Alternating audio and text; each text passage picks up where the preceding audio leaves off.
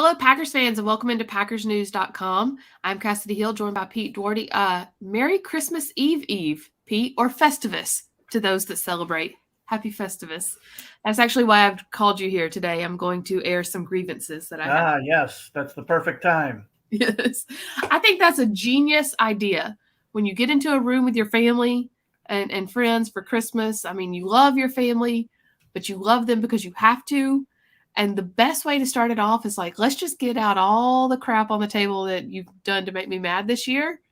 And then we can have a Merry Christmas. I think it's Or a that could genius open up idea. Pandora's box. That is one of the all-time great Seinfeld scenes, though, is when Frank Costanza It is. announces the airing of the grievances and says, "I've got a lot of problems with you people."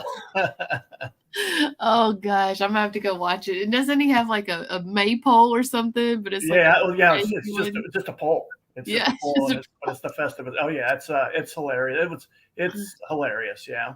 it's one of the greats. It's truly an insight into our psyche as Yep. humans. Yes, for Seinfeld sure. does it better than anyone. If you have any questions, go ahead and drop them in the comments. We're going to get to them here in just a minute. But before we do, the Packers, of course, face off against the Browns on Saturday. It's going to be some version of the Browns. We don't know which version will show up.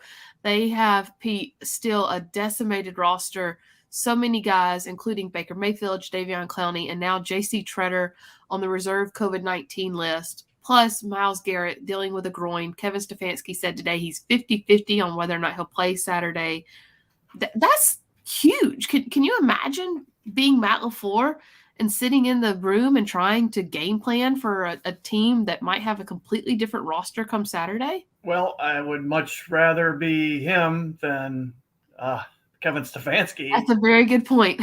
And not very possibly having some or all of those guys that you mentioned. I mean, Myles Garrett is he's an outstanding player. Not having him, that's a game changer, right there. I watched that game the other night, and he looked really hurt. He was not moving well at all. And groin injuries, they don't go away and they get aggravated really easily. I mean, who knows, but one, I'd be surprised if he plays, and two, if he does, I'd be surprised if he's effective or if he lasts very long, because he was just so gimpy in that game from what I saw.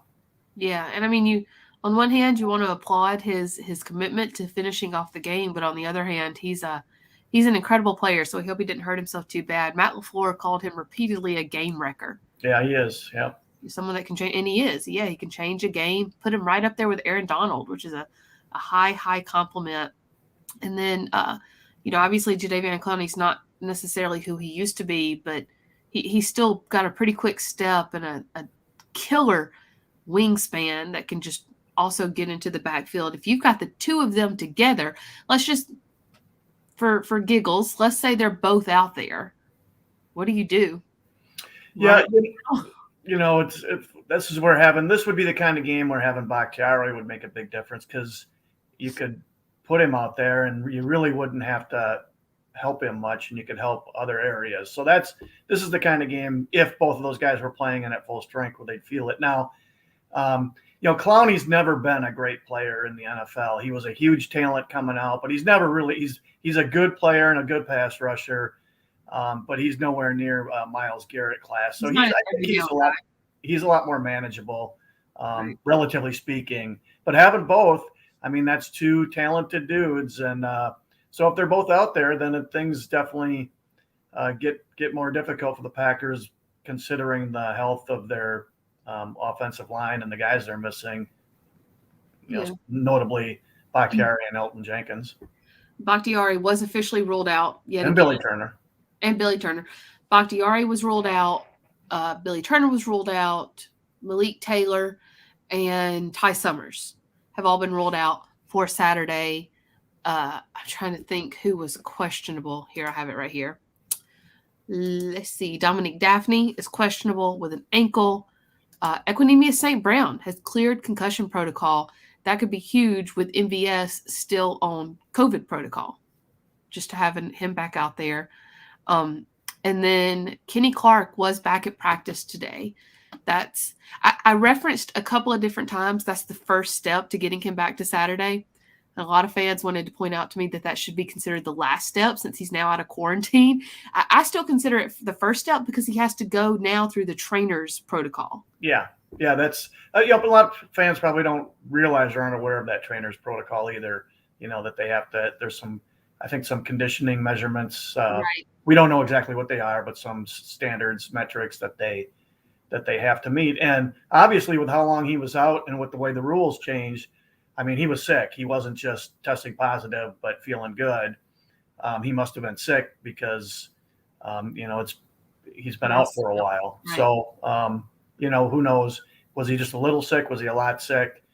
That could be a factor in just how much gas he has in the tank for this week. Because some guys it could take a lot out of you. If you were pretty sick, it could take a lot out of you. So, Ricardo, to answer your question, he must have tested negative if he's back at practice, but he still has to clear the trainer's protocol. Matt LaFleur said today that if Kenny Clark is cleared, he will be playing on Saturday, which leads us into a really good question from Callum. How strong do you think our defense will be against the Browns? Kenny Clark being back, Pete, can make a big difference, but also now Kenny Clark possibly facing a backup center would make a big difference as well. Would you agree? Yeah, J.C. Tretter tested positive today, so his chances of playing, it sounded like he was, if not symptom-free, not bad symptoms at all, but I would think his chances for being cleared by Saturday wouldn't be very good. So, that is a big edge for the Packers. And, I mean, some teams have just been brutalized by this thing. And, so far the Packers have gotten off, pretty good. I mean, having Clark, obviously it was a big loss, but it was just one guy. They haven't just been decimated. Valdes-Scantling this week, but again, solid player, but not getting decimated with the numbers like some of these teams are. But, it seems like, especially with Omicron, am I pronouncing that right? I'm not even sure if that. So I wasn't in the Greek system in college, so your guess is as good as mine. So it seems like that thing really hits in waves. So maybe most or every team is eventually going to get hit by this thing in the next 3 weeks. But so far, Packers have been, pretty good so far. Mm-hmm. A good question from Eric. I've talked about this on the podcast with Tom Silverstein and Ryan Wood, but want to get your opinion too, Pete. We talked about in Baltimore on Sunday, could it possibly end up being a trap game? And it ended up being a pretty close game. Eric says Cleveland seemed to play all out and above expectations in that Raiders game. Do you think they are dangerous on Saturday? There's something to be said for how a team fights when their back's against the wall. But Tom Silverstein, our colleague, said you also have to ask how much fight is left in that team. You do. And, it's just so strange with this league because the margins, it's unlike college. The margins between teams is so much thinner. It can be just a couple of great players, a couple of big plays in a game. Anybody can be really dangerous any week. That's why I kind of have trouble defining a trap game because, any game against an inferior team could be considered a trap game depending on how that team is doing, how they're feeling, and, how much, like you said, how much fight they have left in them. The Browns in that division, I mean, it's still all right there for them because everybody's so close. And I mean, they went from going into that game in first place. If they walk up the field a winner, they're in first place. And if they walk up the field a loser, they're in last place in that division. So everything is really close there. If Baker Mayfield can return, which I think he comes back Saturday no matter what. So it's just a matter of when he starts practicing or if he practices. But, maybe he gives them a big lift too. Mm-hmm. Expectations are that Baker Mayfield will be back. I thought it was interesting on the Browns practice report that it noted, whenever they hold a walkthrough, it's, they put a note on the bottom that says these are expectations or they did not practice Tuesday, Wednesday, or Thursday. And they're not going to practice tomorrow. Yeah. They will essentially be coming into this game off a short week with a roster full of guys that are either backups or coming off of the COVID list and having not practiced. Yeah, and they're basically playing. This is like another Thursday game for them because it's the same amount of time between games. And the Packers, who had, 2 more days of rest than they did, I mean, they're kind of not practicing too, right? I mean, haven't they basically just done, jog throughs and maybe a live period? Did they? I don't even know if they did any live periods today. I know, pretty sure they didn't yesterday. Yesterday they combined. Yesterday they did a walkthrough, but it was essentially 2 walkthroughs. Since they didn't practice on Tuesday, they combined Tuesday and Wednesday.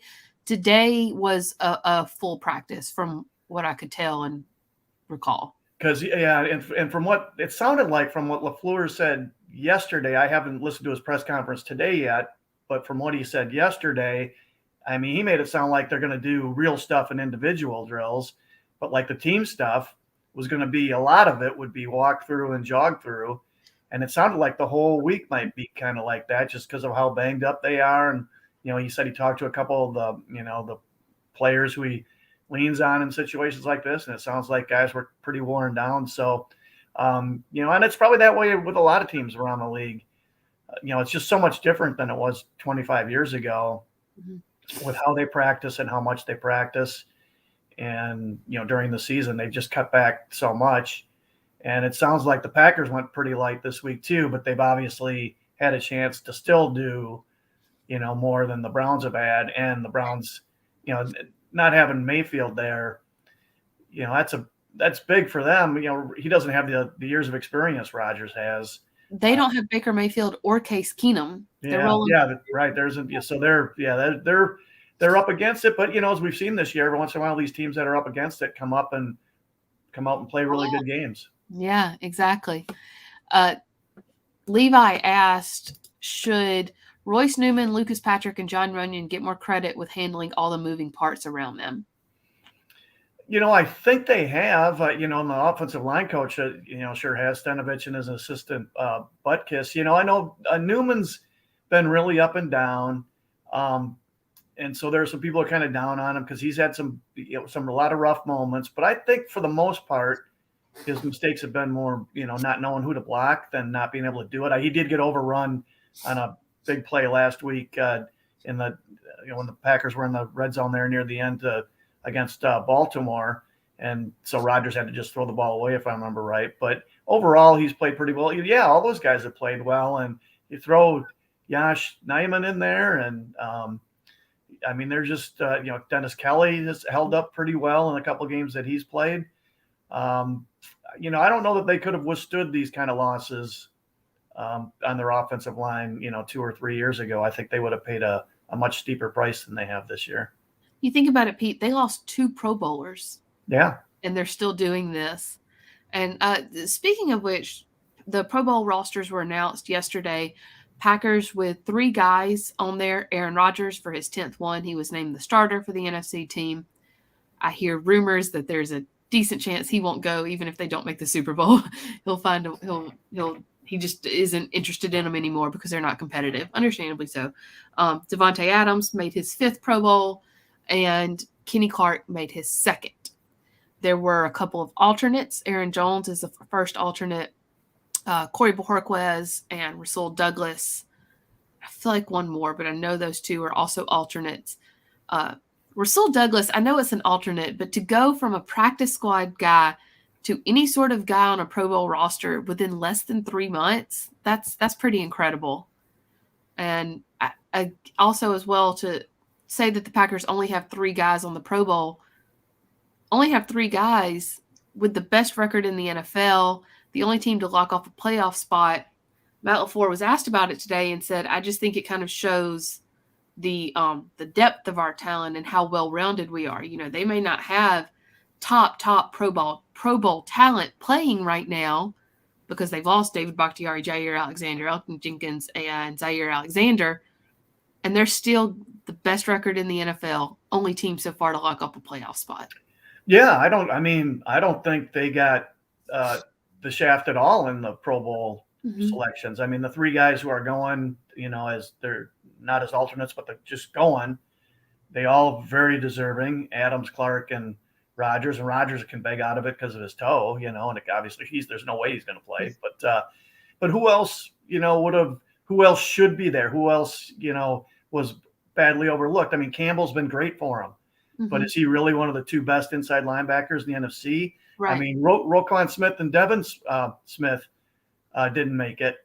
And I mean, as good as Campbell's been, both of those guys are probably better than him. And Parsons made it from Dallas. I mean, how do you argue with him making it? So I don't think he got shafted. Who else? Who would be the other possibilities?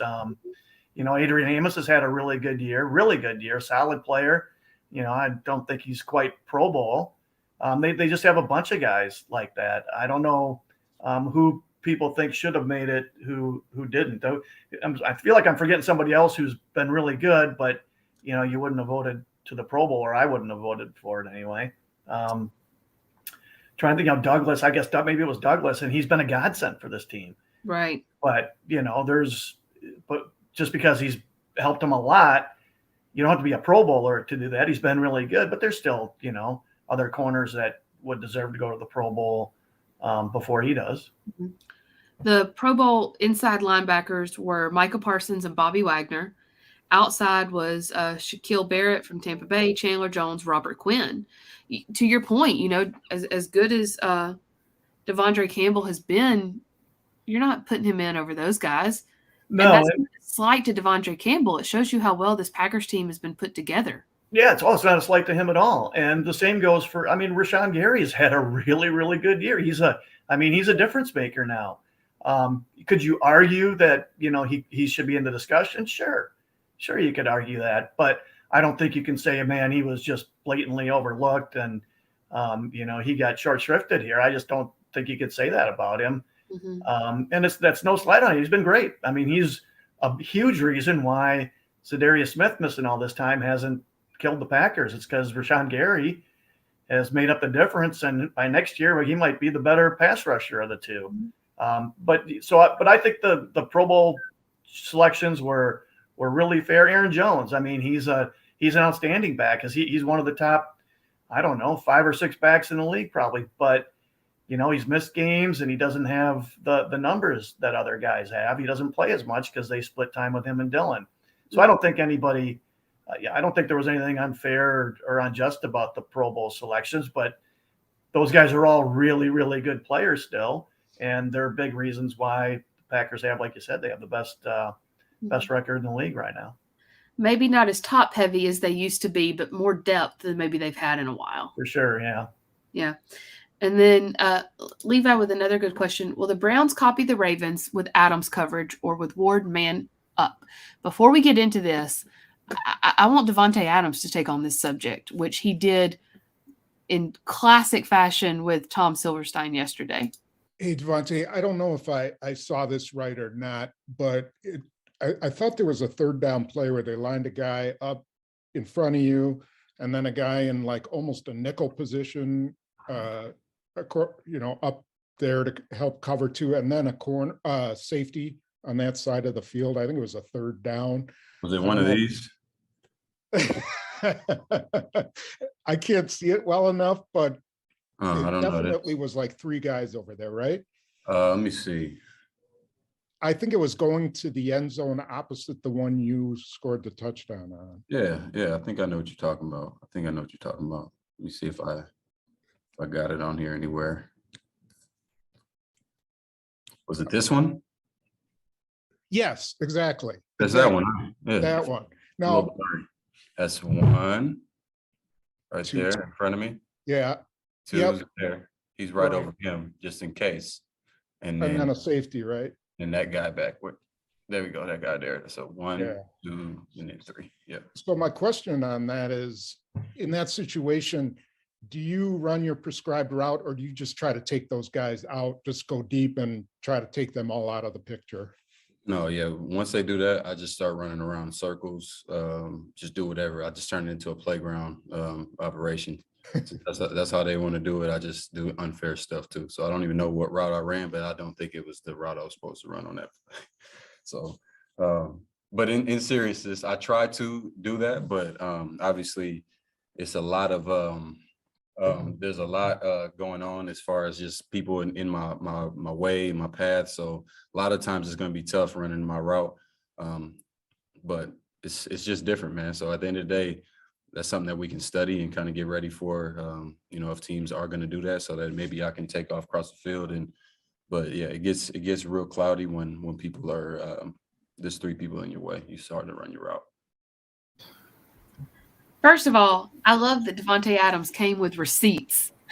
He was like, yes, I know exactly which play you're talking about because I have them all screenshotted on my phone with circles around the defenders. It's obviously annoying for him, but it's also, as Aaron Rodgers said, the biggest sign of respect. So do you see, back to Levi's question, the NFL is a copycat league, but do you copycat triple teaming a guy? Can you get away with that? I don't think so. I mean, the Packers put up 31 points, so I'm not sure where you see where they can, see this great success there. I guess maybe on a third down once or twice you could possibly do it, but you pay a price with other guys getting open. And like you said, I think it was they threw a 25-yard crossing route to MVS on that play. Twitter. And I remember, I was sitting next to you during the game, and it was like I didn't remember the triple coverage on the play before, but the next play, the crossing route, it's like, that guy's uncovered. What's going on here? Yeah. I mean, they threw it changes the way defenses play. Right. That's the value of having a great player. But I find it hard to believe teams are going to triple team very often. Yeah. But they triple teamed him on that particular play, and MVS was wide open because he went to the part of the field where the safety would have been. Yeah. And caught that 25-yard crossing route. The very next play, I guess when they were like, oh crap, somebody needs to be over there to cover that guy. Devante Adams got open down the sideline and caught a 14-yard pass down the sideline. Yeah. Got them into the red zone. So you've got to pick your poison essentially. And they're not going to have MVS this week, it doesn't look like, but Alan Lazard could be that guy to step up again. EQ could be that guy to step up again. And so, I mean, you can't really get away with doing that, I guess.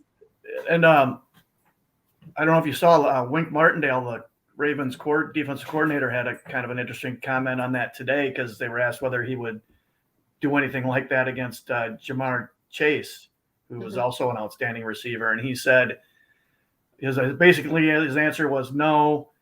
Adams is one of the 2 best receivers in the game, and he's not second.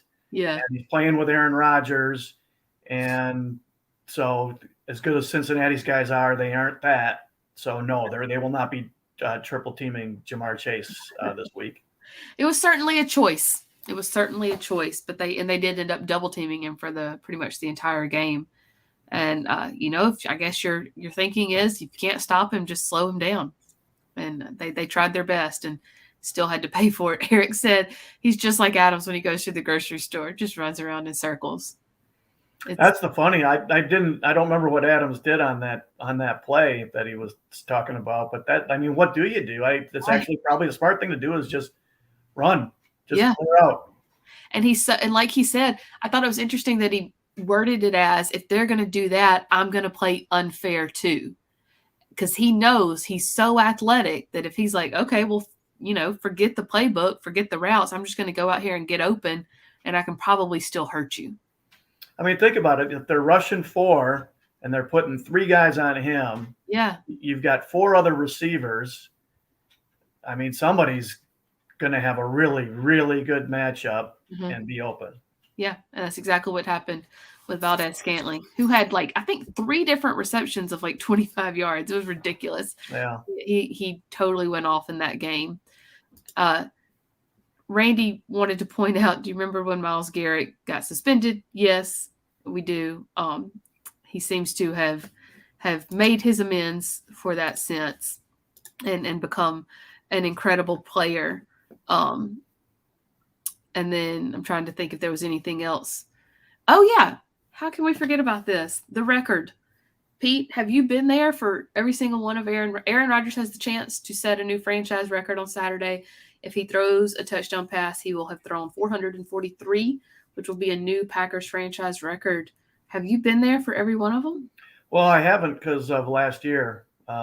We only went to the first road game, and that was it because of COVID. Yeah. Okay. So if you take those out, then yes, I have. Do you remember the very first one? I do not.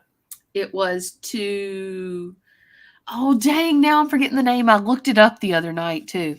It was 2007 It versus. was to, I think somebody asked him a question about, I think it was to Greg Jennings. Yes. Thank you, Greg Jennings. 2007 versus Dallas. Brett Favre got hurt and Aaron Rodgers went in. And Yeah, that I was was definitely at that game, and he played. He kept them in the game. Favre got hurt. It was either late first quarter or early second, and Rodgers kept him in the game, and he played a pretty solid game. But I do not remember the touchdown pass to Greg Jennings, although Rodgers seemed to remember it pretty well in detail from his answer the other day.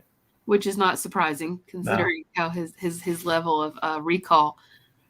Park with a question that, what was the story of Hunter Bradley being released? Who was behind it? That was about 2 months ago at this point, right?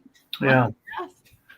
I don't know if the prime mover was the coaching staff or the scouting staff.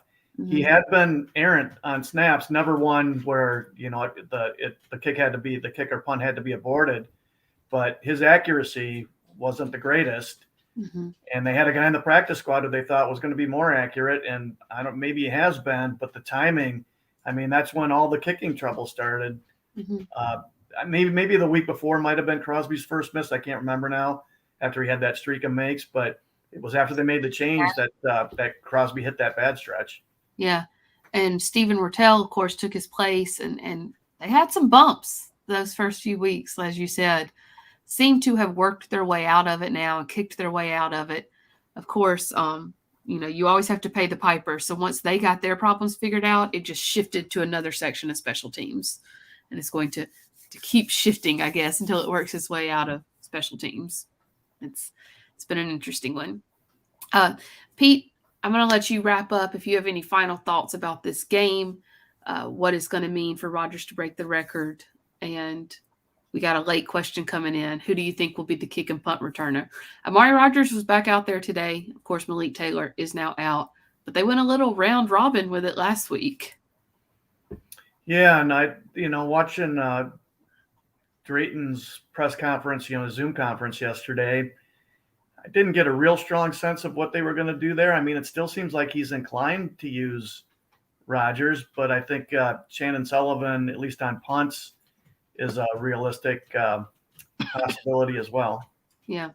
And of course, they're hoping to get Randall Cobb back before the postseason. And Randy asked if Aaron Rodgers will get to 450 touchdowns. I'm assuming before the end of the regular season, because that would be what, 8 more he would need? Yes. And over 3 games?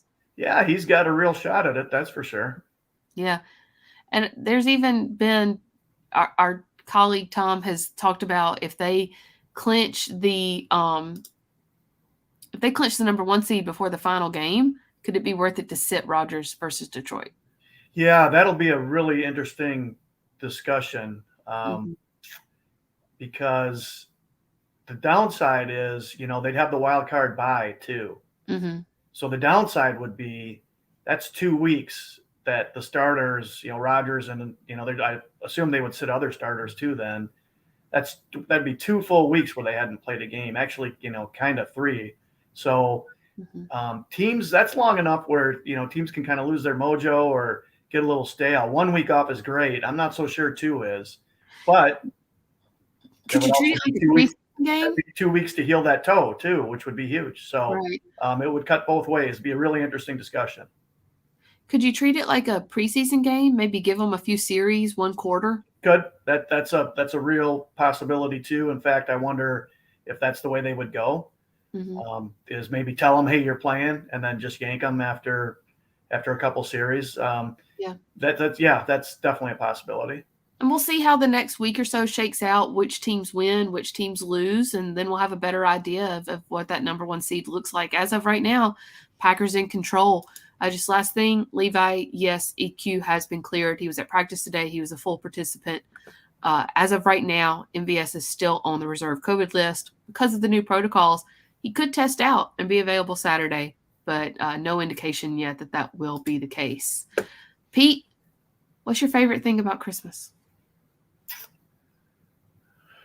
Sleeping in, I would say. You don't get up to see what Santa brought you? I don't. Santa visits always seems to visit early. Like the day before. Yeah. Yeah. Santa visited my house. How about today, you? too.